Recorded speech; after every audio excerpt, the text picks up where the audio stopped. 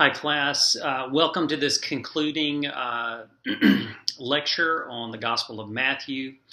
I hope this class has been instructive for you as we kind of take in each section of the Gospel of Matthew from chapter 1 to chapter 28 and did a close reading.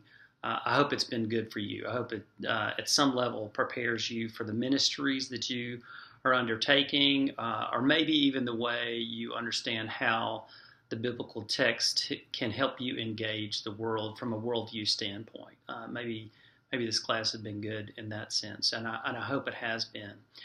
Specifically, the readings of Warren Carter, and Sal Derini, those two readings we've followed along, and even David Garland's book, Commentary on the Gospel of Matthew, kind of following his reading of it. I don't also always agree with Garland, but I think he's a good companion piece as we look for a commentary or somebody else to comment on the scriptural text. And then all the other readings I hope you found helpful in a way to kind of construct the worldview of Matthew and understand that gospel not only in its context, but in ways that we can engage it today, specifically through some of the different methods of reading that you employed in some of your papers. So let's kind of go through. I just want to kind of go back through the Gospel of Matthew and to get our heads around it and know exactly what's going on. The Gospel of Matthew, as we've talked about before, when he was writing, he used both the Gospel of Mark as a source and the Gospel of Q.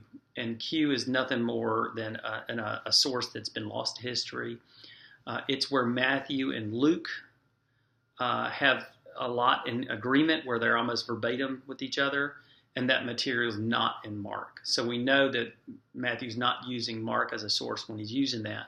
But since it's in Luke, and we know that Luke and Matthew don't know each other, we think that Luke and Matthew are using a similar source. So there is the Gospel of Mark, there's the Gospel of Q, or the Q source.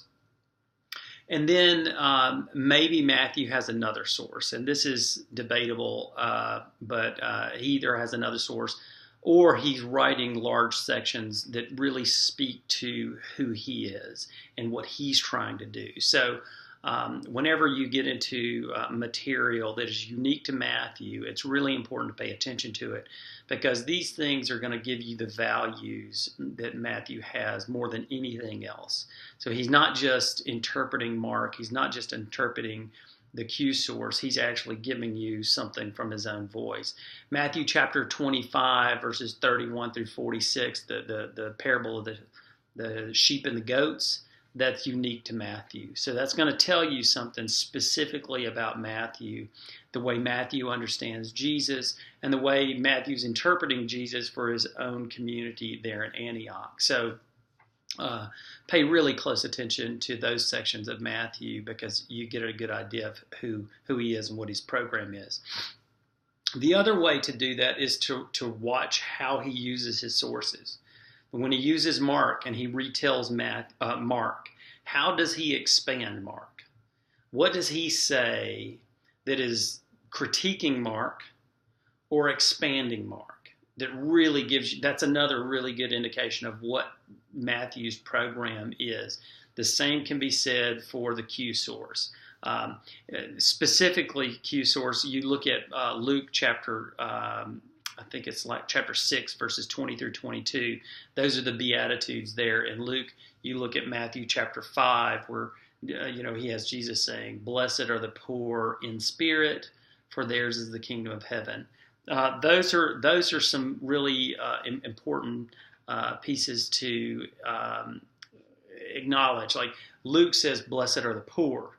Those things are completely different and kind of beg the question of how Luke and Matthew are using their sources differently, and how does that give you an indication of what Matthew's doing.